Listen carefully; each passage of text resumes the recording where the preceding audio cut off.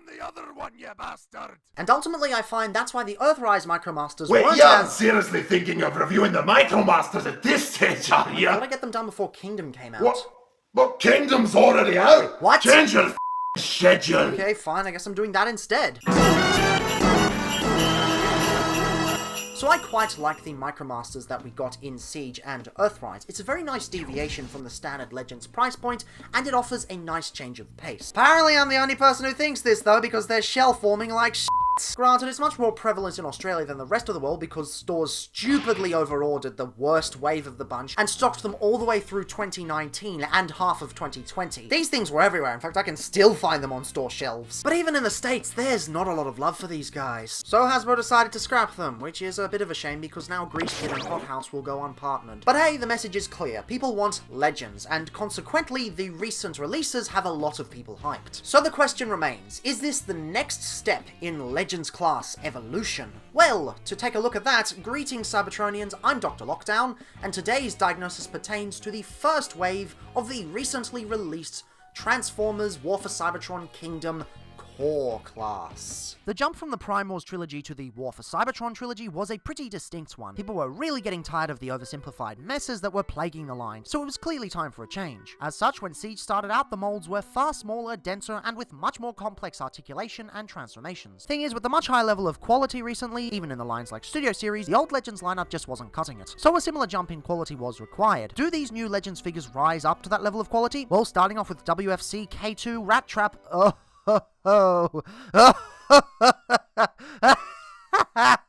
First impressions wise, I'm speechless. Absolutely speechless. If you told me years ago that this would be a mainline release, I'd probably have laughed at you. Yet here we are with probably one of the best sculpted mainline beast modes we've ever gotten. Like, you compare this to the more mechanical releases from the Prime Wars trilogy or the Techno-Organic Unicron trilogy entries, and it's just a class above the rest. This legitimately looks more like a third-party figure in terms of its sculpting, and I say that with the utmost respect. Granted, the paint isn't anything particularly special for most of the body, but the sculpt work more than makes up for it. Matter of fact, I honestly prefer the way this looks in comparison to the digital paint that the Masterpiece figures get. Don't get me wrong, the Beast Wars MPs are actually quite well done, probably the only good Masterpiece figures we're getting these days, but this more realistic take is really something special. And that's not to say this thing is completely unpainted. The face gets most of it with a beautiful grey wash that's topped off with an insanely tiny pink nose. That fleshy pink returns on the feet, and it's both visually appealing and durable in its application. No paint chipping here so far, although it has only been 2 weeks at this point. I think this may have been the first time I really jumped on a review so quickly. One thing that remains surprising is the sheer lack of robot kibble. Beast modes typically have two gears: stupidly simple stand the robot mode up style, and ridiculously complicated flip over and shits that often lead to random robot parts lying around. Rattrap hypothetically would fit into the latter category, but the kibble management is done so well here that I honestly can't find any complaints with it. Yes, the arms and thighs are visible from the bottom, but only from the bottom. It's not like they stick out like a sore thumb from any top-based angle. Out of my friends who have this figure, many have likened the engineering to Masterpiece level, and you know what? They're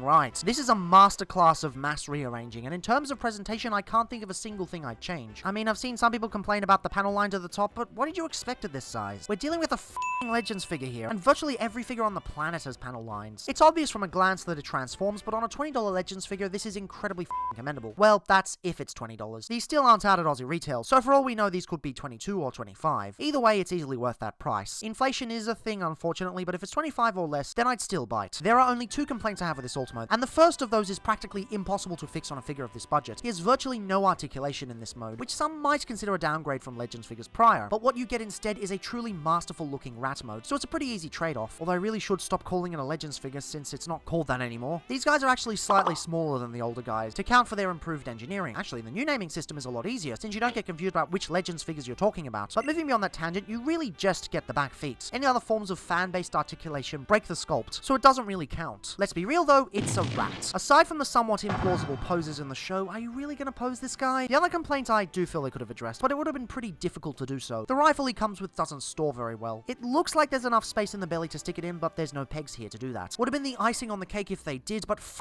me, there's just so much to love here in general that I don't find myself dwelling on it that much. It's a truly masterful beast mode, and sets the standards absurdly high for the rest of Kingdom. In some respects, the bar gets set too high for our next subject, WFC, KFC, K3 Vertebreak in Draco Rex fossil mode, and yes, I find it awesome that these three words exist in the same sentence, it's clear that she sadly doesn't have the same level of engineering craftsmanship, with the shoulders visible from the front and the fact that the robot legs become the dino ones. But you know what? That's not the issue with Vertebreak specifically. This right here is still an absolutely top-of-the-line Legends, or I suppose core, figure, with gorgeous presentation. It's just that Rattrap set the bar so bloody high that it's thrown everything out of proportion. Vertebreak in her own right is still amazing, with sculpting on par with her maximal wavemate. The boned aesthetic creates a really nice effect where most of the seam lines on the side blend into the design. Since it's a broken fossil anyway, there's no reason why bits wouldn't be broken here, and even then, you know the deal. What really helps sell it though is the absolutely stunning paintwork. Unlike Rattrap, Vertebreak is covered in an absolutely gorgeous dark grey wash/fade effect. The base color is a slightly earthy tone, but given how well the paint works, you'd never actually know it. It blends in perfectly with the actually molded grey plastic too, since those parts have the same shiny quality to them. Then you get to the head sculpt, and Jesus, this thing is amazingly designed. Despite replicating a hollowed out skull, it still manages to look menacing. I've seen people complain about the spikes at the back not really representing anything, and like, have you seen pictures of a Dracorex before? So you're gonna complain about things not being accurate to a 37-year-old cartoon, yet when they make something accurate to an actual fossil, you chuck a hissy fit? Look, I ain't a fossil or even a dinosaur guy, but even I know this is the heights of stupidity. To be fair though, I have seen people mistake this for a Dracoraptor given the similarities in the name, so maybe that's where the confusion comes in. In terms of the actual flaws though, I can only really think of three. The first has already been covered, albeit briefly. The shoulders are visible from the front, but we all know the song and dance, it's pretty obvious. The second and third though, yeah, I think they're genuine criticisms. The robot arms do have a hard time of pegging into the pelvis. Some longer tabs would have been greatly appreciated. And finally, the fists are visible from the sides. Would have loved some different sculpting to cover it up, but well, we get what we get. Either way, she is still an absolutely stunning dinosaur mode, fossilized or otherwise. Between these two, my hype for Kingdom is increasing incredibly fast. Not sure if getting too hyped is healthy, but come on, these two are bloody amazing. Surprisingly, Vertebreak has a decent bit of articulation to her as well. Nothing crazy, but, well, we've already gone over the It's a Legends figure joke enough in the video, so I'll just leave it at that. At the very least, you've got enough joints to get some slightly dynamic poses, and at the size, that's all you can really ask for. She's also relatively big for the size class she's in. Not quite Legends level, but still elongated enough to get a leg up over the other figures in the wave. It's kind of funny, in any other line she would have been the absolute best figure in the Legends wave, but next to Rattrap, who hopefully is indicative of the quality we're going to get in the near future, she seems almost mediocre. On her own though, she is still an absolutely top tier bestial figure. If this was the only fossilizer we got, I'd be happy with it. Not that I'm going all in on the other fossilizers anyway. Raxonite looks a little off to say the least. But still, my point is that she is a truly remarkable little figure. Prime, on the other hand, well, he's not bad, but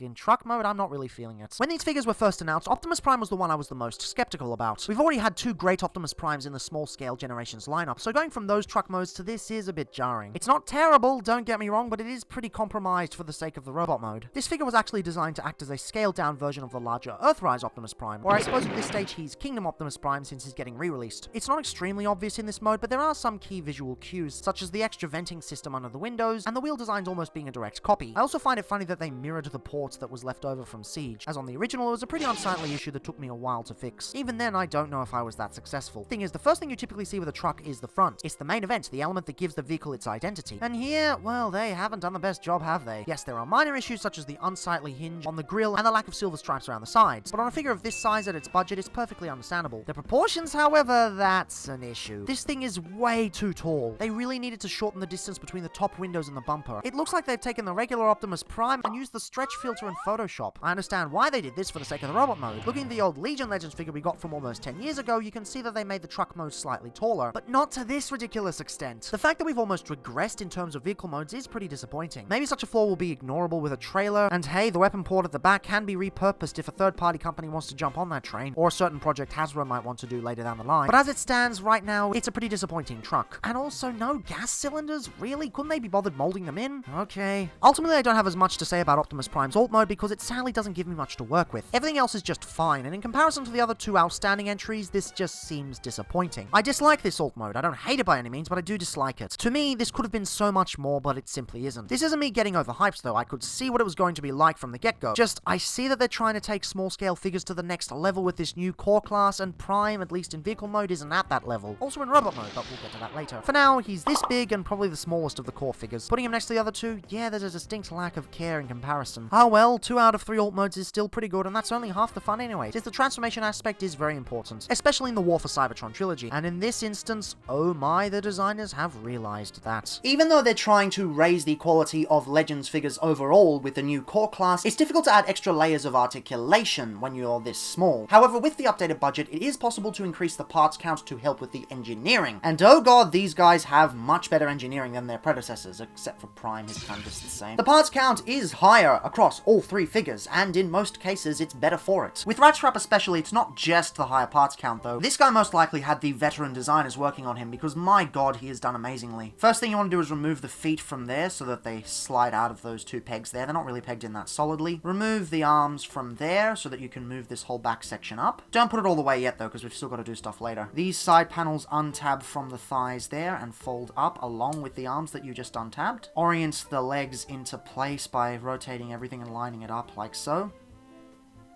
Then you come around here and untab the arms and move them up until they kind of lock into place but not very solidly. Then rotate the arms around and orient them with the 2 ball joints on each arm that you get. Bring the rat head and rotate it down on this faux ratchet and lock it into place there. Rotate the head 180 degrees. You've got a double hinge in there that you need to make sure goes all the way up and into the back, and that'll lock into place. Then you've also got the double hinge there that will allow this to rotate up. But to do that properly, you need to fold the tail completely down, and you'll notice there's a hook there that will hook over the backpack there. And he turns into an absolutely clean Rattrap. Jesus Christ, that is done amazingly. Vertebreak is much simpler, but she is still pretty effective. You do have to parts form the tail though. That becomes the whip that she uses later on, and people might dislike that, but personally I think it's fine. Weapon parts forming is not traditional parts forming. It's cool, it's cool. Rotate the legs down just so we've got a bit more space. They don't need to go under any transformation. Rotate the beast arms back into the backpack. Untab the arms from there. Then they rotate out to the sides and lock into place. Come to the back and open up the back panel, then start rotating the beast head up, but before you finish it, come around and fix up the head. Then bring the dino head straight up, and then the whole thing locks into the torso like so. Then just finish it off by taking this panel and pegging it in there. A very simple but very effective little fembot. The transformation is actually more satisfying than Rattrap's. Rattrap's is more clever, but this one is just more fun. Now Prime's transformation,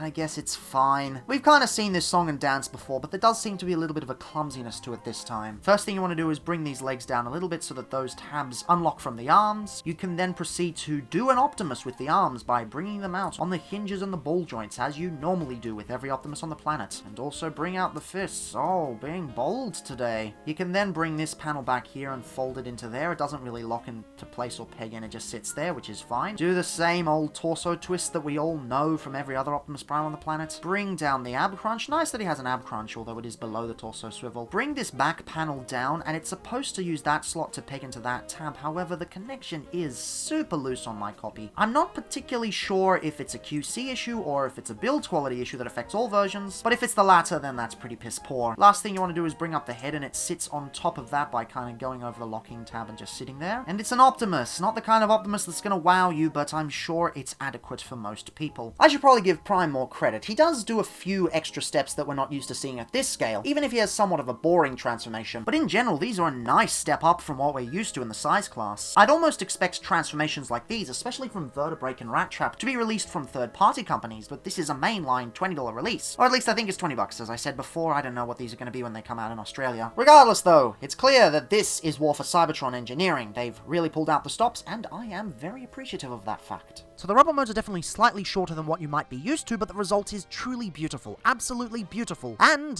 we'll get to that one later, but at least as the bestial ones are concerned, these are absolutely amazing robot modes. Like Rattrap, for instance. He may not be fully screen accurate, but the fact that he's not trying to be really elevates the design. Everything you know and love is here, but it's been recontextualized for the modern era. The head sculpt is absolutely divine. To be fair, Hasbro has been doing truly amazing head sculpts as of late, at least in their Transformers lines, but it's nice to see them tackle something outside of G1 and the movieverse. The mechanical detail on the scalp is done especially well. It's amazing that they were able to pack so much detail into such a small area. Same with the forearms. You've got these tiny-ass maximal symbols on them, as per usual.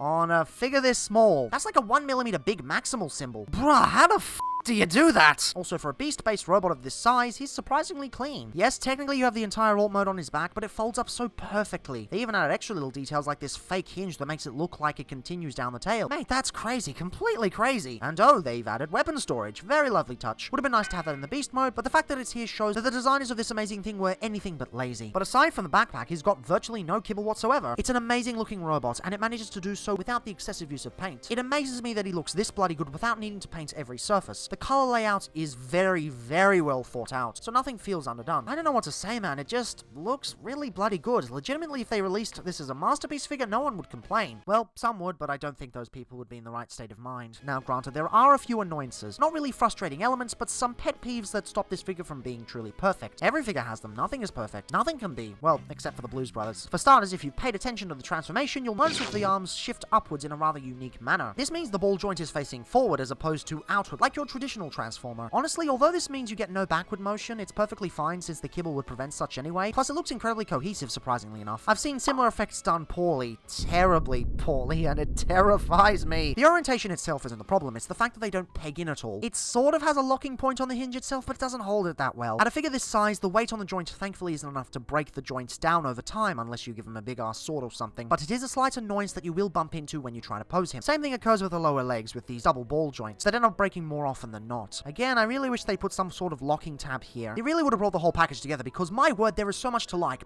No, love here. Like, despite the issues with the articulation stability, he basically has everything you could ask for at this price point. And yes, these points were almost standardized in the previous lines, especially from Thrilling 30 onwards. However, recently I've been going back and realizing that there were a bunch of figures that just kind of decided to skip certain points. It was weird, and I sincerely hope Hashtag decides to enforce the importance of core articulation in the future. Wait a minute. Either way, I never thought I'd be frothing over how well a Rattrap was done. Yet here we are with a truly masterful release. This is, of course, due to his reduced size, standing in quite a few millimeters shorter than the traditional Legends figures that came before him. This feels like a true evolution of the size class, maybe not in the sense of the articulation, but definitely in the engineering and presentation. Now, when it comes to Vertebreak, even though certain aspects aren't as good, the evolution is still displayed proud and true. In many ways, she's the War for Cybertron equivalent of Power the Prime Slash, a truly delightful entry that takes an existing name and creates a new fembot character in an established lineup with rather unique engineering. Unfortunately, Slash has remained largely forgotten over the years, but hopefully Vertebreak will escape from such a fate with the eventual Kingdom Netflix series, as shit as it will likely turn out. Once again, the presentation really helps sell the premium factor of this figure. The wash effect probably works better here than it did with the alt mode, giving much needed definition to the newly revealed chest and arms, even if they are sculpted quite amazingly. I love the chest design, mimicking the lower jaw of the Draco Rex, even if it is a faux part. Jeez, I can already hear Kid Catastrophe screaming from across the globe. The binoculared head sculpt really pops. Often with newly designed bots, the heads can be somewhat indistinct, but occasionally, like with this example, Hasbro goes all out and delivers a truly memorable design. I especially like the inclusion of the tusks on the side of her face. They're subtle but provide that extra layer of detail that is very much appreciated. And sure, the weapon she comes with is just her tail, so some might consider it lazy, but when you're dealing with a giant bone whip, how can you not get excited? Also, and I'm just realizing this now, the sword can peg onto the back using 2 dedicated slots. It's a very minor detail that I don't even think is documented in the instructions. Really like this feature. Special thanks to these peeps on Discord for letting me know. This is a far cry from the shit they were trying to pull in the Titans Return line. This is how you do weapon parts forming. This is the good shit. Sadly, much like with Rattrap, there are a few elements that prevent this figure from reaching perfection with this mode. And honestly, as annoying as Rattrap's issues were, I feel that these are more disheartening. For starters, the side view is pretty messy. The chest is very close to being completely solid, but it just falls flat by a millimeter. From most front-based angles, it's fine, but if you plan on doing extensive photography, you may want to be careful about your shot composition. Oddly enough, though, I don't mind this. Given the price point, small sacrifices like this seem perfectly acceptable to me. And when you consider how bloody amazing the dinosaur mode is, you really can't help but give this figure some extra leeway. The other issue, though, may ruffle a few feathers. The articulation is basically identical to Rattrap, except for one key difference. She has no thigh swivel. In a line that prides itself on the standardization of high-level articulation, this does seem pretty disappointing at first. But honestly, this is one of the few times where I find it perfectly acceptable. When you take a closer look at the legs, you start to realize these things are incredibly skinny. Trying to engineer a thigh swivel here would have been prohibitively difficult. Maybe they could have if they changed the plastic, but then the rest of the figure would have suffered in the presentation department. Say goodbye to that beautiful wash effect, I guess. Plus, considering her parts count, there's not really a lot they could have done here. I usually never excuse standard articulation being removed from a Transformers figure of this size. Case in point, Power of the Prime's tailgate. The only reason they didn't include it was to allow for that stupid Prime Master gimmick to work, which was f***ing with the parts count. So of course I'm gonna complain. As TJ Omega said, intrusive gimmicks are evil. Then you have some of the other Cyberverse battle class figures figures, which I have not reviewed, but have the exact same problem. Many of them miss out on key articulation points, and although I still thoroughly enjoy them, I can't excuse them for that. Then we have the Authentics line, and... Don't worry, you cheap-ass motherfucker.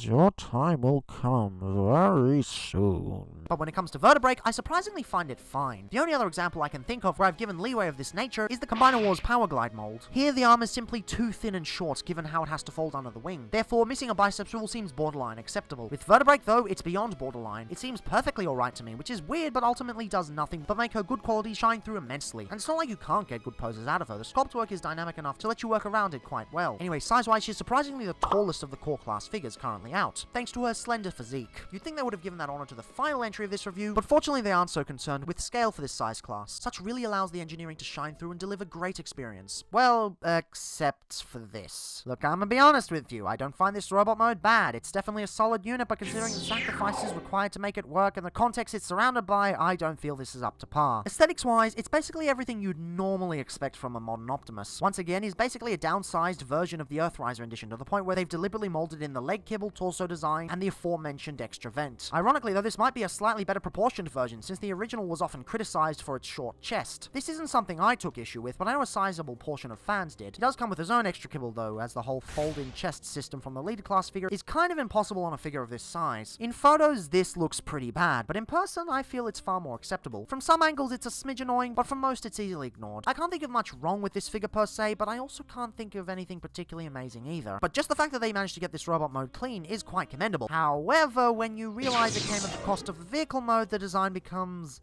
less intriguing. Now, had this robot design absolutely blown me away, I could have given it more leeway, but it simply doesn't. And no, it's not because I've already been blown away by the Earthriser edition. Oh no, there's just not a lot of specifically unique details on him. The Generation 1 design is a perfect base to take in your own direction, and we've had so many variations of it. This doesn't really try to be anything special. It's copying the Earthrise version. Okay, so does that mean it's got awesome angles, impeccable mechanical detail, and insanely good kibble management?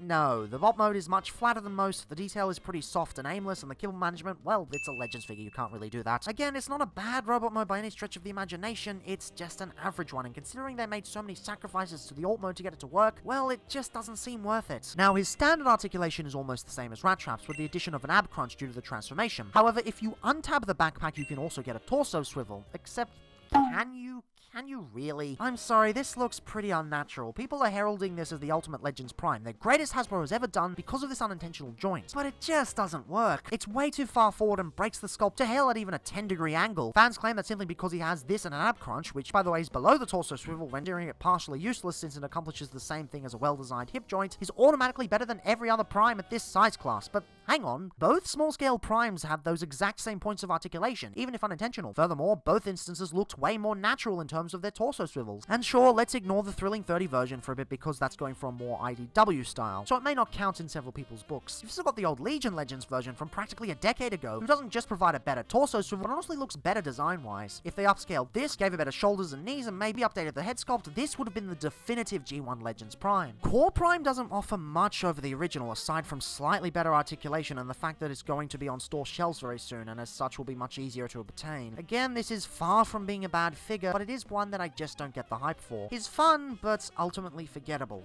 Well, unless they do what I think they're going to do. Take a closer look at the mechanical detail all over his body. You'll notice that he has these strange tabs all over him. None of these actually affect his transformation either, with the exception of the thigh pegs. Those do peg into the robot arms, but even then their application seems awfully specific. They could have just made them slots. This feels deliberate, and you've got his gun, which almost refuses to fit into his hand. You can get it in, but barely, and it always feels like it's going to pop out. And it looks ridiculous because they've molded in a 5mm section above it, so the larger robots can hold it. Still, it looks incredibly undersized in that instance, and Rattrap didn't have that gimmick. However, it would look perfect on a slightly armored up fellow. This feels all too coincidental to me. Call me crazy, but I have a sneaking suspicion that Hasbro may have a certain white cab/trailer armor set in mind. Who knows, maybe it'll be released under a certain subline separate from any specific entry in the War for Cybertron trilogy. I could be talking out the arse, and maybe they had planned such a thing but scrapped it at some point. But something is telling me that a Magnus redeco and upgrade is planned eventually. And even if they chose not to do it, you knows someone is going to make Apex armor for him. The opportunity is simply too lucrative to pass up. Even with the potential pitfalls of designing third-party products these days, designing an upgrade kit for a cheap figure that almost everyone will have, that sounds like a license to print money for me. But that's all ifs. What we have now is simply a standard Optimus that doesn't really wow you. For all I know, this could turn into the greatest Legends release of our time with an armor set, but right now, it's just average. I wasn't particularly hyped over this figure, and in all honesty, he's met my expectations to the T. He just exists, that's pretty much it. Still, at the new size, he could work as a stand-in for your third-party Legends collection, and hey, newer fans haven't had the chance to enjoy figures like these, so it may be a great entry point for them. Conceptually, it's a decent release for newcomers, but for everyone else, he's easily missable. And remember, this doesn't make this figure bad, it is still an incredibly solid release. But if you already have another small-scale Optimus Prime in your collection, whether official or unofficial, this one isn't that important to get. The others though, well, you'd be a idiot to miss them. Yes, Vertebreak isn't as good as Rattrap, but even in the context of the War for Cybertron trilogy, with its expert engineering and expert articulation, she's still a top-of-the-line figure. It's not her fault that Rattrap is light years above her, and if you get her, you're still going to be very happy. Just if you're the kind of person who lets some figures overshadow others, maybe wait a few days before you open Rattrap. Because, how did they manage to do this well? This doesn't even seem possible. How did they make a Rattrap this good? If anything, it makes the Wave 2 and Beyond figures disappointing before they've even come out. It is going to be ridiculously hard to top this release, and Rattrap goes a long way to healing the wounds left by the mediocrity of Earthrise. This figure alone has me hyped as shit for Kingdom, not just in the core class waves, but also for the rest of the line as a whole. Anyway, for those watching this out of context, this is part of the 3rd season of the annual Legendary Marathon, an event where I dedicate an entire month to reviewing small-scale figures, both official and unofficial. And with that, the official part of the marathon is done, and tomorrow we move into third party. The world of third-party Legends is ever-growing, but tomorrow I want to take it back to where it began, before it was even called third-party Legends. Small-scale figures take many forms, and these two remain quite unique.